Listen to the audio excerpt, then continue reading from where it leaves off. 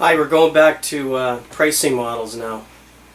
There's various ways to determine your price, and a lot of people don't put a lot of thought into it, but I can bet your bottom dollar that economists have worked it out for decades on pricing structures and elasticity of markets, target levels, penetration, all kinds of stuff like that.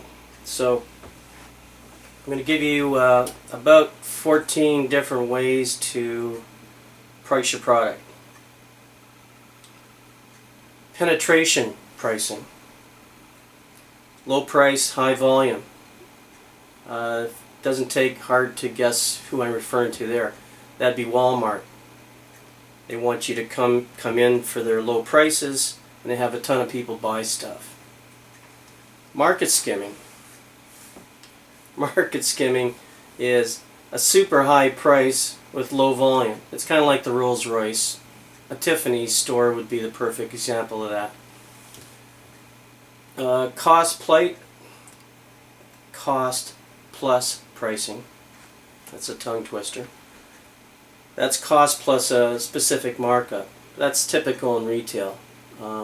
They'll mark up their product 2 or 3 times. They'll buy it from you for 2 or 3 times that you made it for, and they'll sell it 2 or 3 times what they can get for it. Target pricing. Target level of profit. Now this one's restaurants. Restaurants typically want 35% of they want 35% profit on their food costs and staff costs. Value pricing, number 5. That's price based on consumer perception of the product. Consumer thinks the product's hot, status symbol maybe, could be anything. Mercedes. If you had a choice of a Mercedes and a super high Shelby Cobra Mustang at the same price, which one might you take? Guys, I know what you're going to say, but quite often you'll take the Mercedes. Loss leader. That's another one. There used to be a record store in my neighborhood when I had an office downtown Vancouver, and we'd go over there for lunch to see what the deals on the CDs were. And their CD prices were so low, no one can figure it out. Well, I knew what it was all about. They had a huge CD department, and 2 long racks were all priced $9.95. Totally below the $14 that everybody else was selling them for. The reason they do that, it's a loss leader. They price their product to a point where they'll take a loss just to get you in there to look at their high-end stereo systems and other things that they've got for sale. Another example is IKEA.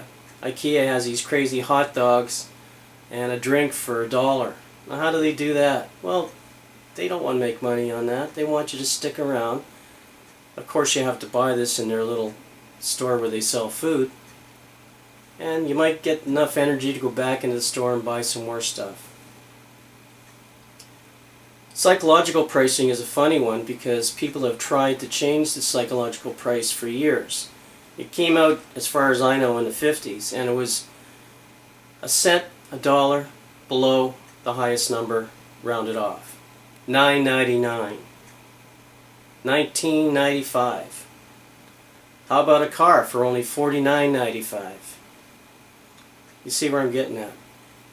I have tried to buck that system by saying, no, my photography product 8x10 is $30. Well, you know, when I switched it to $29.95, I sold more photographs, so it does work. The going rate, that's another pricing system. Imagine being controlled by your industry. Good example is the gas industry. Go down to a gas station and look across the street. They're going to be within a cent of each other. Why? Because it's the trend. They don't want you to go across the street for a penny, and that's what people do.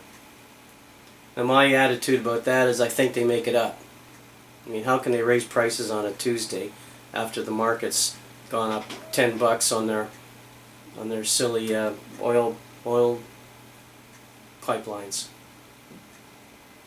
Marginal cost pricing. This is set in relation to the marginal cost of your product. I'll go into marginal cost a little later. It's a little complex. That's why it's down at the bottom of our list. Contribution pricing. That's a combination of the variable direct costs of doing business and a contribution to the fixed assets that you own. So you're taking into account all of the costs of running your company, and then you're adding a little bit extra to cover that new piece of equipment that you're trying to buy. Number 13, if you're still counting, is absorption full cost pricing. That's setting a price to cover both the variable and the fixed costs. That would be an example of an exporter. And the last one that I've got is the influence of elasticity versus elasticity of the market. For instance, you can raise the price if it doesn't make much difference. That's inelastic. For elastic, a lot of people will lower laptop prices, for instance, to get more customers in. So there's a bit of a difference there. Now when I've done an analysis before, I've looked at 29 different pricing strategies, and I've sort of picked the 15 that are pretty much regularly used.